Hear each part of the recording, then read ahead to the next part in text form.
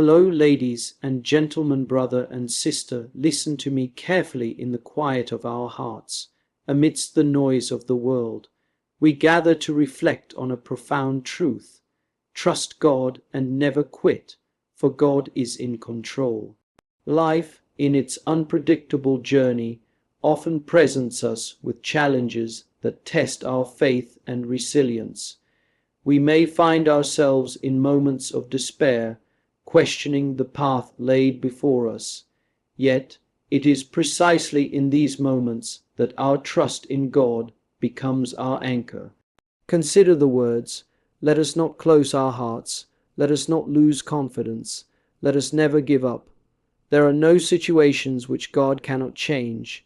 There is no sin which He cannot forgive, if only we open ourselves to Him. This is not merely a call to perseverance, but an invitation to open our hearts to the transformative power of divine love. When we trust in God, we allow ourselves to be vessels of His grace, even amidst trials. Reflect on the assurance, God never abandons us because He cannot stop being a Father. This paternal love is unwavering, a constant presence guiding us through life's storms. Even when we falter, His embrace remains open, inviting us back into communion.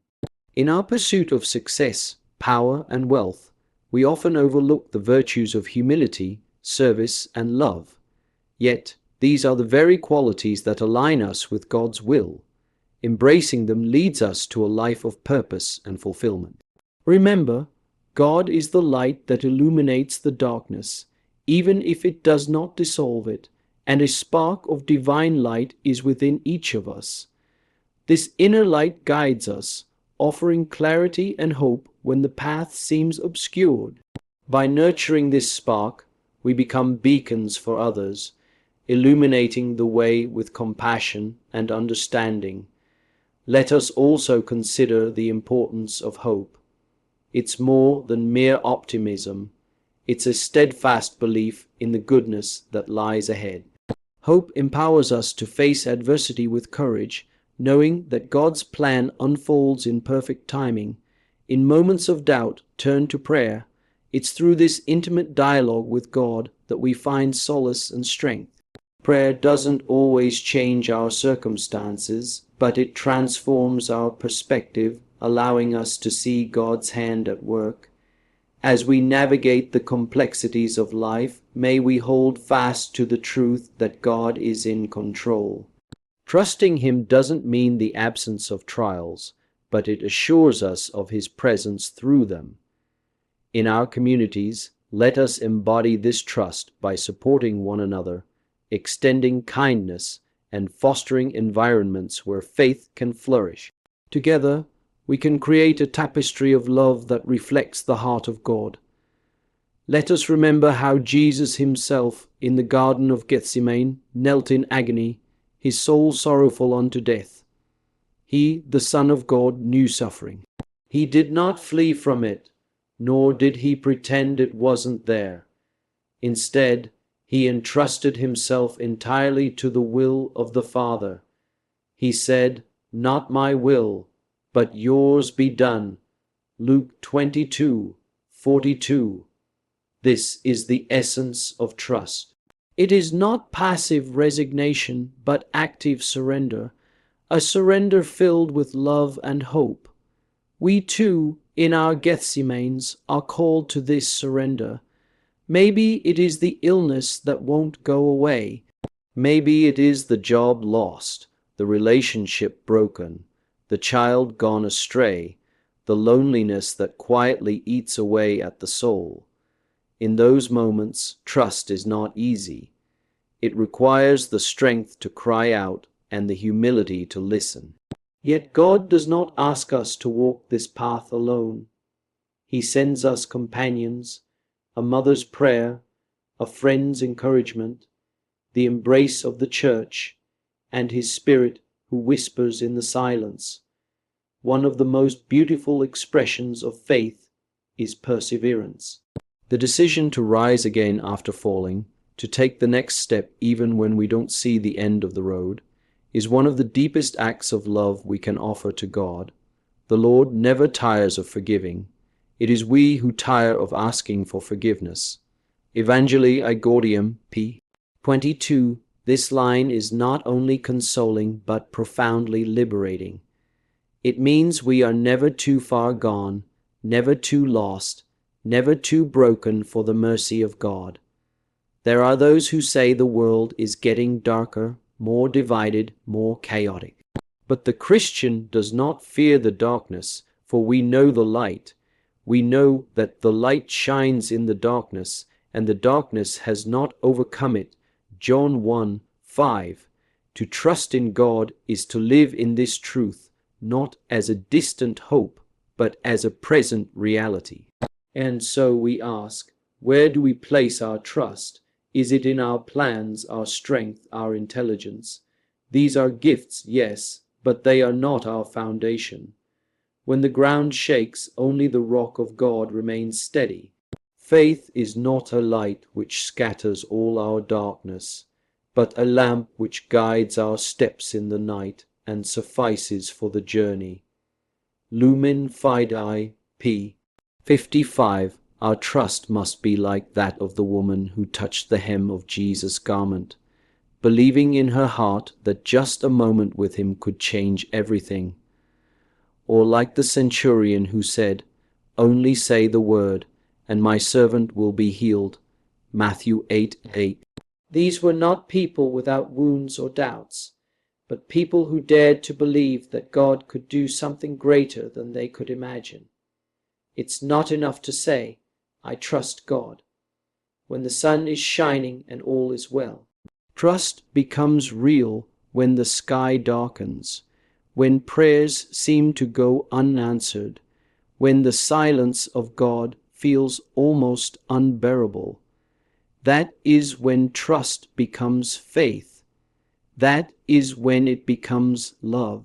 We are invited each day to live this faith in small ways, through patience with our family, generosity to the poor, forgiveness toward those who wound us.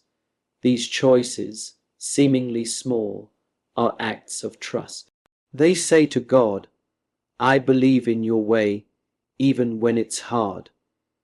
And the Lord, who sees what is done in secret, will reward you. Matthew 6:6.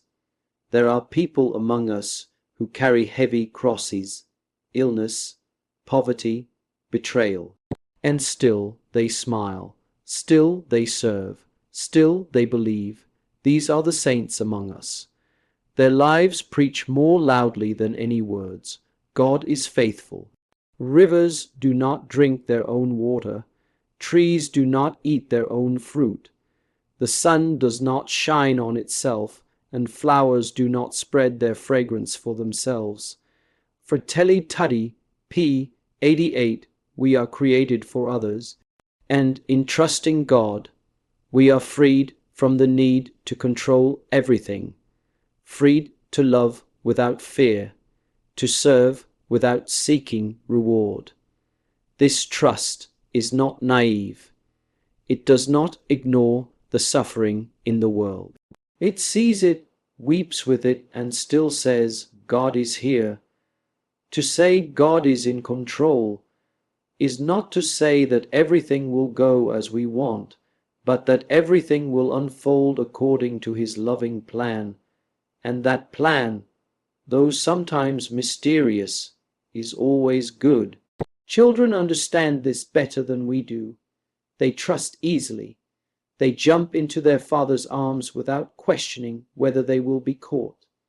That is the kind of trust we are called to, not blind, but rooted in love, not shallow, but built on the rock of experience, of prayer, of seeing God's faithfulness time and time again.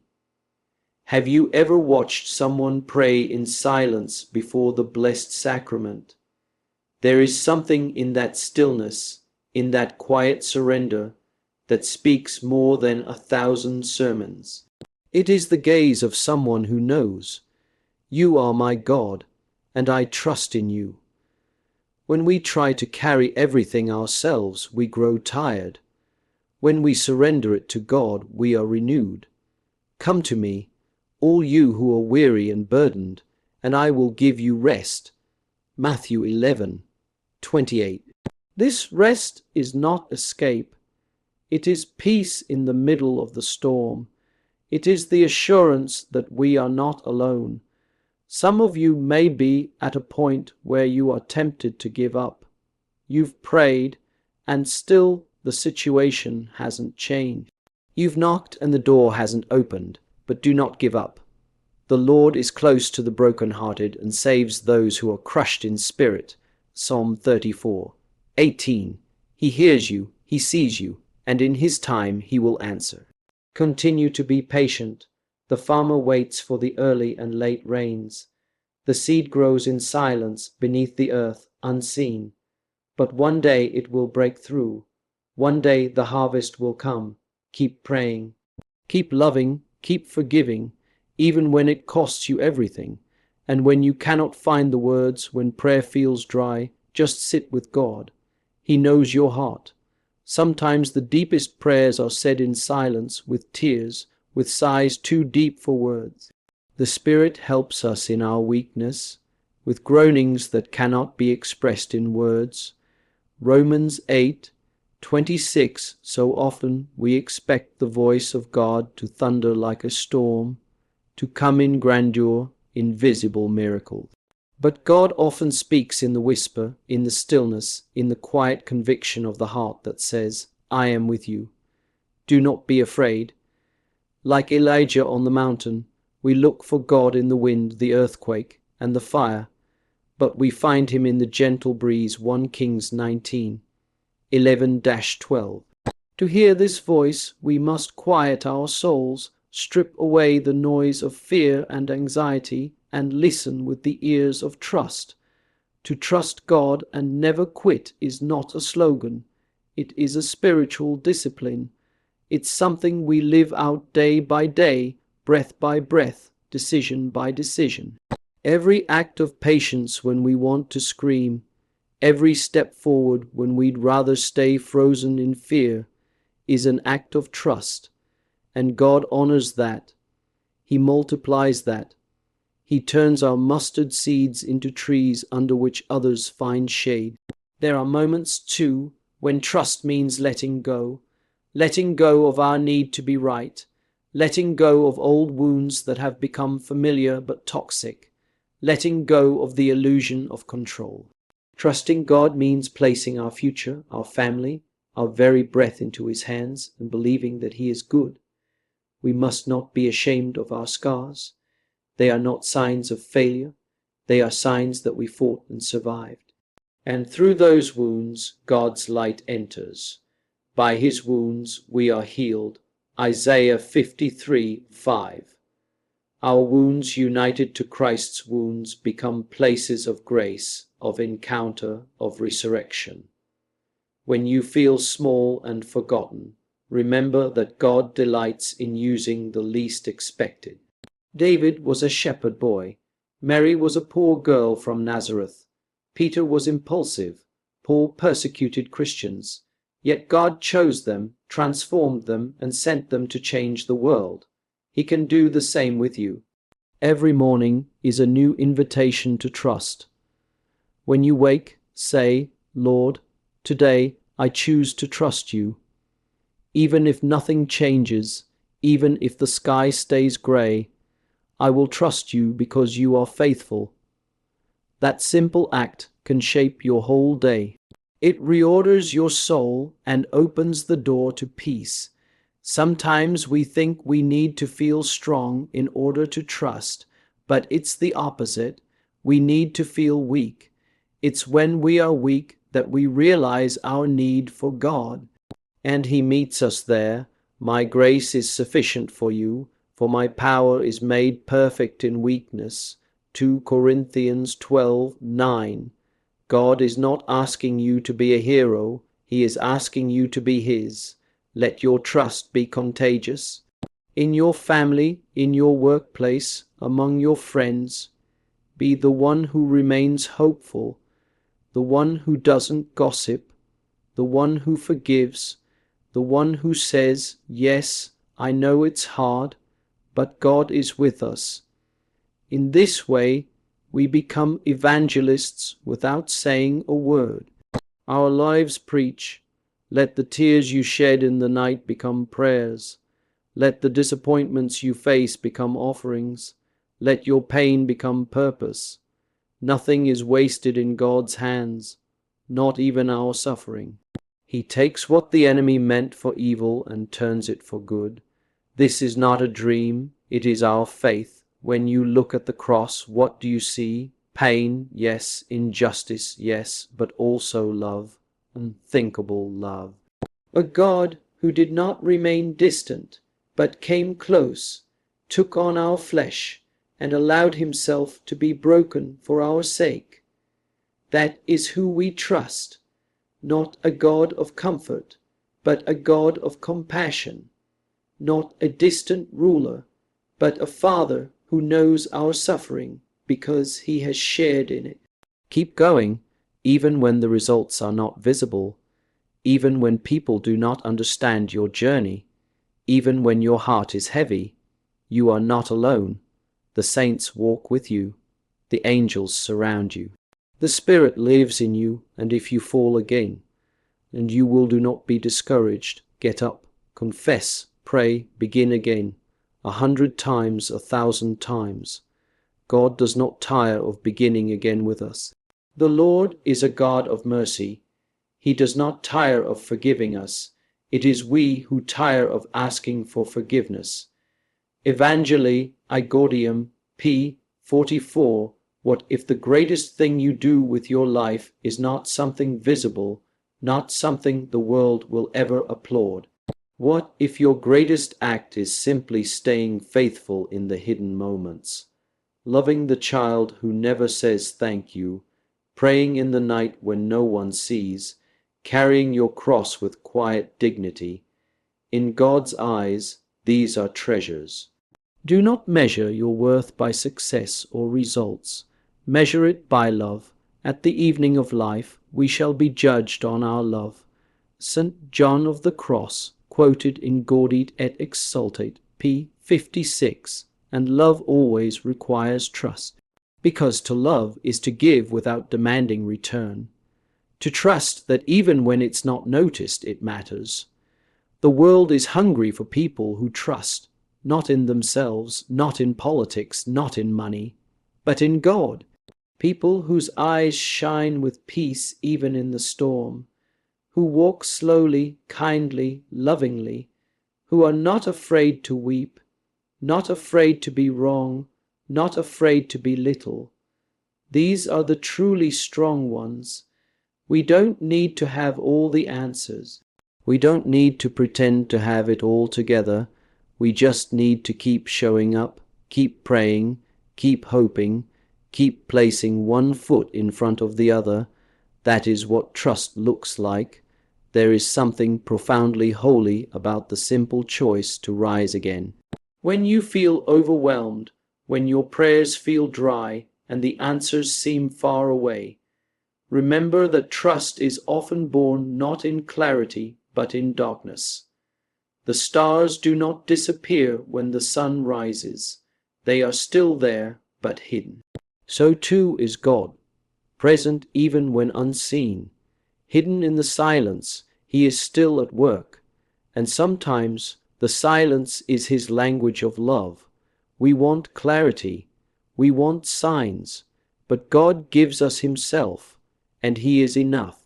Sometimes he speaks through scripture, sometimes through the face of a stranger, sometimes through the ache in our chest, but always, always he is speaking, he is guiding, he is loving. One of the greatest acts of trust is to wait. In a culture of immediacy, to wait is countercultural, but our faith is built on promises not yet fulfilled. Abraham waited, Mary waited, the Church herself waits for the return of her Lord. Patience is not passive, on the contrary, it is active, for it involves perseverance, endurance, and hope. Gaudit et Exsultate, p. 1, 112. To wait with hope is to live in trust. Even our failures can become instruments of trust. How often have we found God not in our strength, but in our brokenness? It is there that He meets us. Not when we have it all together, but when we collapse into His arms, whispering, "I can't do this without you."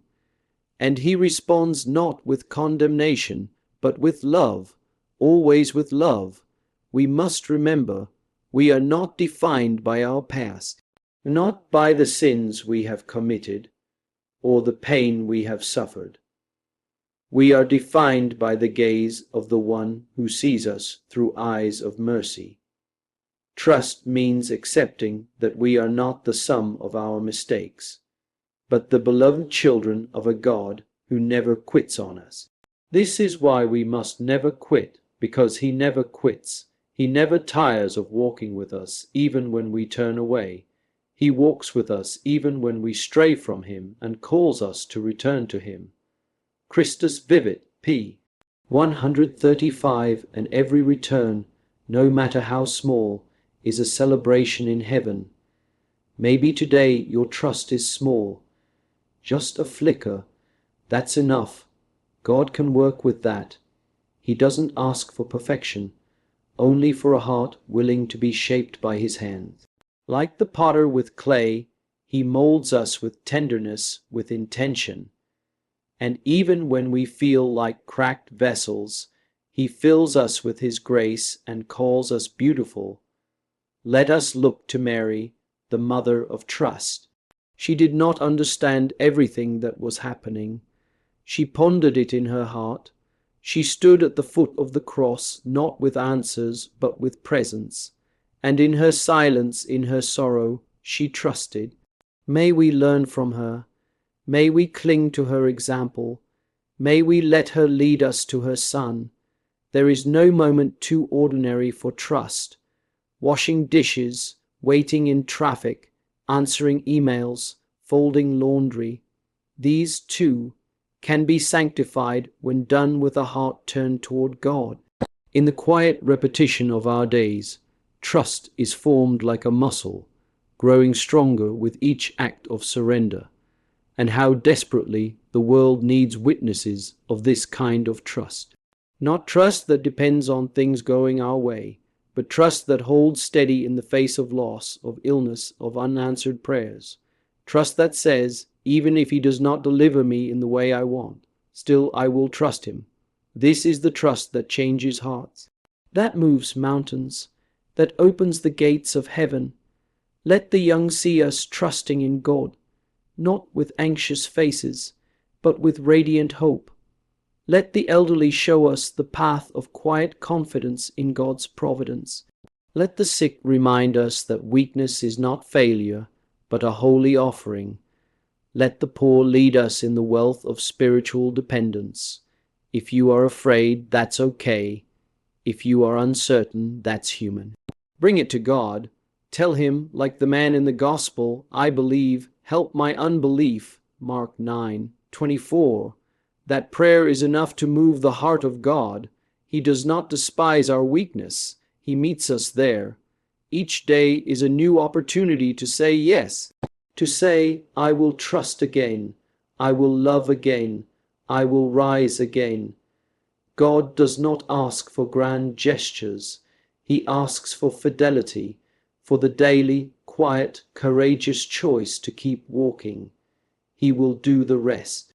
The church is a home for the weary, a hospital for the broken, a place for all those learning to trust. If your heart is wounded, if your spirit is tired, come and rest. You are not judged. You are not forgotten. You are not alone. Even in the chaos of the world, God's plan is unfolding. Like a tapestry seen from underneath, we see only the knots and tangles, but from above, a masterpiece is being created. Trust in the artist. He knows what he is doing. Even when all we see is mess, He sees beauty. Let us ask the Lord to give us a renewed trust in His presence in our lives, and in the power of His Spirit to do all things in us. General Audience, April 2020, p. 3. This is our prayer, not for control but for trust, not for ease but for endurance, not for answers but for faith. Let us not be afraid to walk the path of trust, even when it winds through shadows. For we do not walk alone. Christ walks with us, and his presence transforms even the most desolate terrain. In the valley of tears, he is our strength. On the mountain of joy, he is our song. In the silence of waiting, he is the whisper of hope. The world may not understand this kind of faith, this steadfast, sometimes trembling surrender, but it is the faith that moves heaven. We do not need to shout to prove our trust in God. Sometimes trust is the quiet choice to kneel, to light a candle, to whisper a prayer when no one is watching. Sometimes trust is sitting in stillness with our fears and handing them, one by one, to the Father. It is holy to say, God, I don't understand, but I know you are good. I don't see the way, but I know you will lead me. And in this surrender, something changes in us. We become freer, freer from the need to control outcomes, freer from the weight of worry, freer to live with open hands and an open heart. Because when we trust God, we no longer have to carry everything ourselves. He carries it with us. He carries us. Hope is bold. The Spirit tells us it can look beyond personal convenience, the petty securities and compensations which limit our horizons, and it can open us up to grand ideals that make life more beautiful and worthwhile. Fratelli Tutti, p. 55. That bold hope grows from trust. It allows us to dream again, to believe again, to love again, without fear. There will be days when you want to walk away, days when the silence of God feels deafening, days when the pain presses against your chest like a stone. But hold on just a little longer. Sometimes the dawn comes not in one great burst of light, but in slow golden inches over the horizon. It will come, he will come, and while you wait, love, that is how we trust in action. Love the ones around you, love the ones who are hard to love, love the ones who don't love you back. Trust that no act of love is ever wasted, no prayer is ever unheard, no tear falls unnoticed. The smallest act of love is worth more than all the grand intentions in the world. Amoris Laetitia, p. 134. When we speak of trust, we are not ignoring the pain of life. We are not pretending that suffering does not exist. Rather, we are proclaiming that suffering is not the end of the story. That even in the darkness, God is writing something beautiful, that the cross always leads to resurrection. Our world is loud with promises of pleasure, of success, of escape, but the promises of the world are fleeting. The promises of God are eternal. He does not promise ease, but he promises himself, and he is enough. Sometimes we think we must do great things to prove our trust, but perhaps the greatest trust is to simply remain. To remain in love when it is hard, to remain faithful when it is dry, to remain open when we want to shut down, to remain like Mary and John at the foot of the cross, not fixing, not fleeing, just staying. This world will break our hearts again and again, but a broken heart is not a dead heart. In fact, it may be more alive than ever, because it is in the cracks that grace seeps in. It is in the emptiness that God fills. It is in the wounds that healing begins. God is not looking for perfect trust. He is looking for honest hearts, hearts that come to him as they are, tired, confused, afraid, but open. That is enough. That is more than enough. Blessed are the poor in spirit, for theirs is the kingdom of heaven. Matthew 5:3. The kingdom belongs to those who have nothing left but God, and who have discovered that God is everything. You are seen, you are loved, you are held, not because you are strong, but because you are His, and that truth remains even when everything else falls away. Even if a mother forgets her child, I will never forget you, says the Lord. Isaiah 49:15. That is the promise. That is the foundation of our trust. Do not rush through your pain. Bring it to the altar. Let Christ touch it. Let Him redeem it. What the enemy meant for harm, God will use for glory. Every wound you offer to Him becomes a window of grace, not just for you, but for others. Let your life be a testimony that trust is not foolishness. It is faith. It is wisdom. It is courage, the kind of courage that stares into the storm and says, "Peace will come because my God is with me." Not because we are brave, but because He is faithful. There is a certain kind of courage that only comes from knowing you are held by God.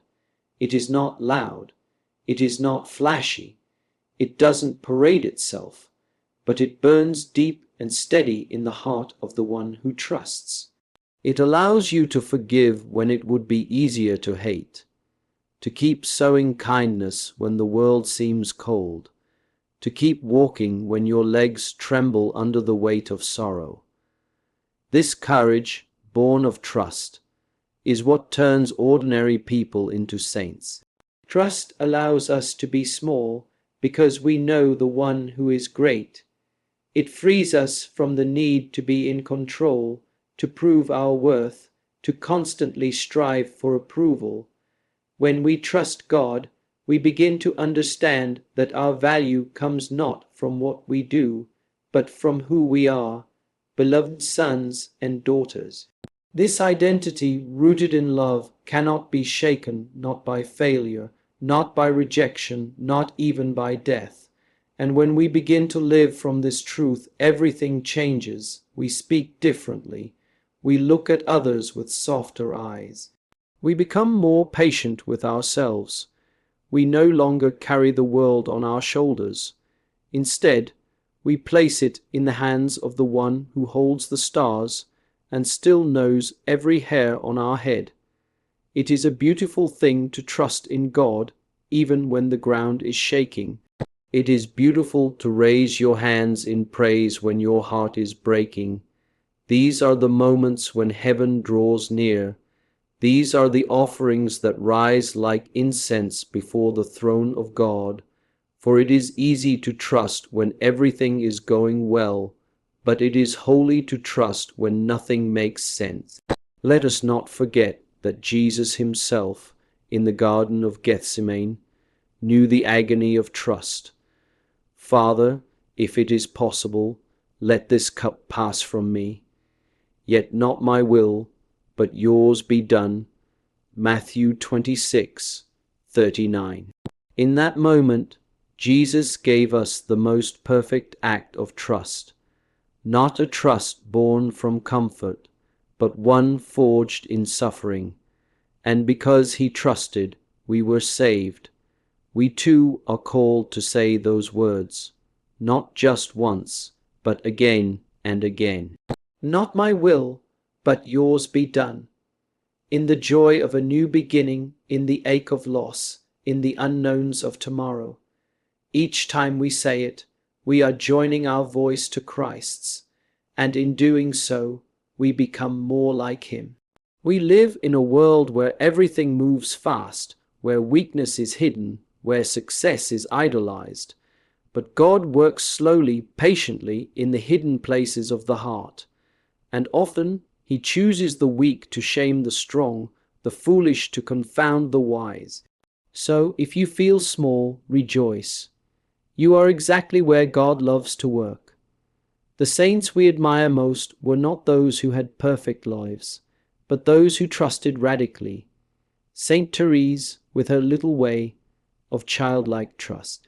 Saint Joseph, silent and strong, who obeyed without question, Saint Teresa of Calcutta, who endured years of spiritual dryness yet never stopped serving.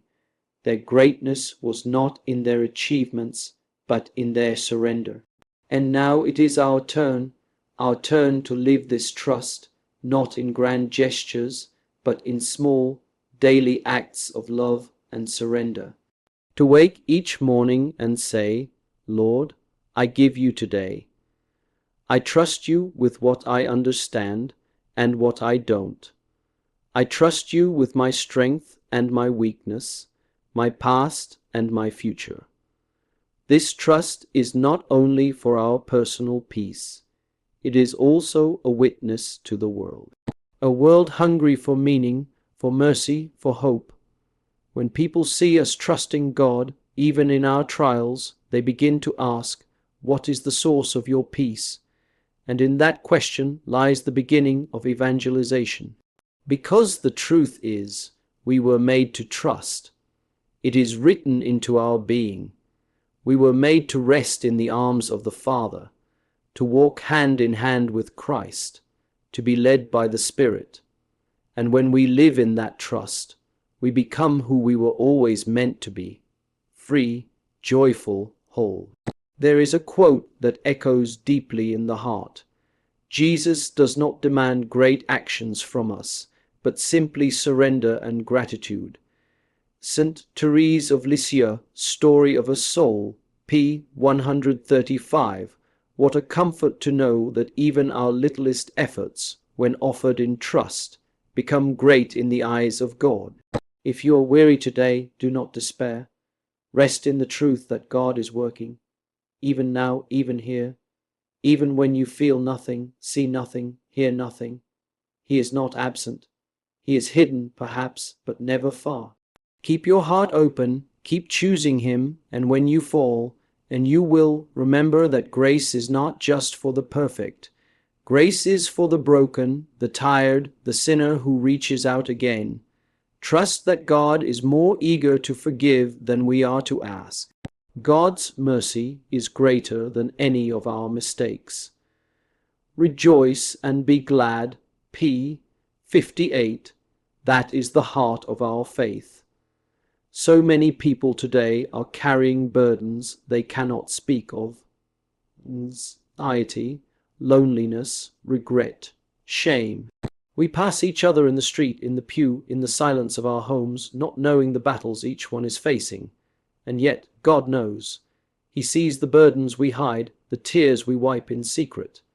And He says, come to me, all you who are weary and burdened, and I will give you rest. Matthew 11:28.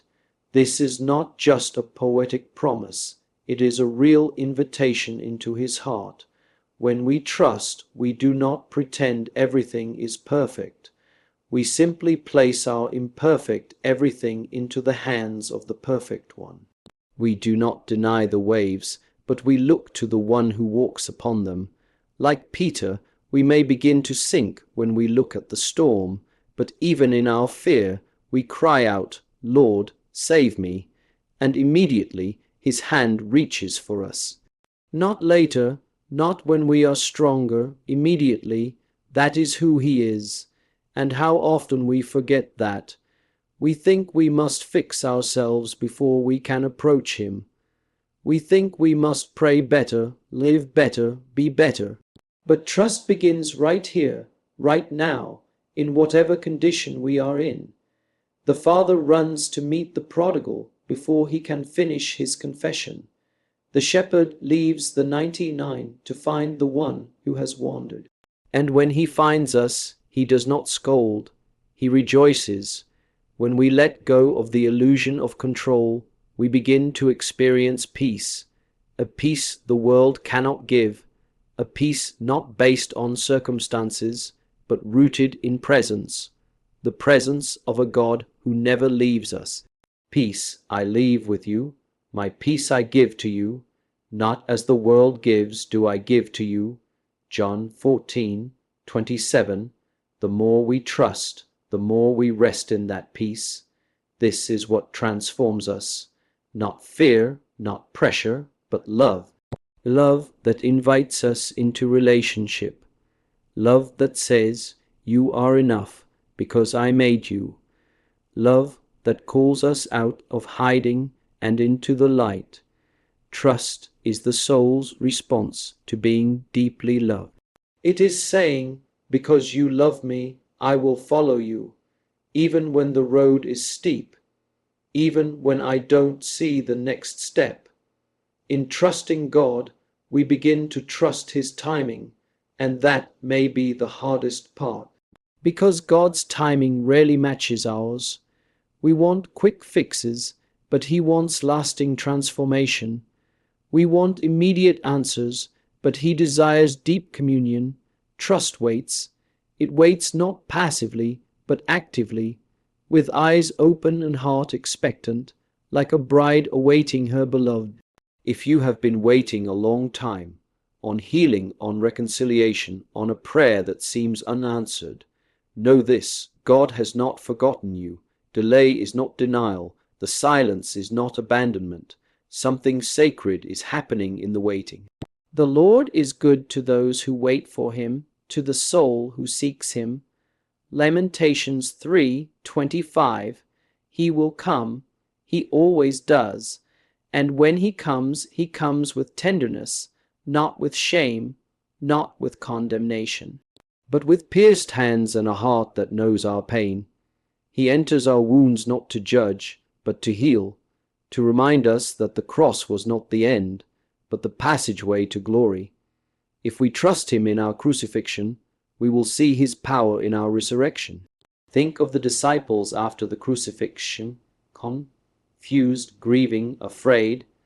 But when the risen Christ appeared to them, everything changed, peace returned, purpose was restored, and trust was rekindled. The same can happen to us. In our locked rooms of fear, Jesus enters, breathes peace, and says, "Do not be afraid." We are called not only to trust for ourselves, but to be companions to others in their journey of trust. To listen, to hold space, to walk alongside. So many feel forgotten. May we be the ones who remind them they are not. May our trust in God ripple out and become a source of strength for others. We need each other. Trust is not a solitary act. It grows in community, in the church, in the Eucharist, in shared prayer and service. When we struggle, the faith of another can carry us. When we doubt, the love of a brother or sister can point us back to Christ. We were never meant to walk this road alone, and the saints cheer us on. They have run this race. They know the pain, the perseverance, the promise. They intercede for us, urging us to keep going. Lift your eyes to the saints. They are not far from you. They are companions on your way, encouraging you to trust, to love, to endure. Gaudit et exsultate P. 119. My dear brothers and sisters, as we leave this sacred moment of reflection, may one truth echo in your heart louder than any doubt, any fear, any pain. God is in control. Trust Him and never quit. When the night is longest, He is nearest. When the way is hardest, He is strongest. When all seems lost, He is already working resurrection. Let your life be a witness, not of perfection, but of perseverance. A testimony that even in brokenness you chose to believe, that even in silence you continued to pray, that even in weakness you walked on, for it is not your strength that carries you, it is His grace. It is not your clarity that saves you, it is His mercy, so go forward with courage. Carry this flame of trust into every corner of your life, and remember, the God who began a good work in you will bring it to completion. Philippians 1:6. Until the day you see Him face to face, may your soul echo with the quiet but unshakable song, "I trust you, Lord, and I will never give up." Thanks for watching.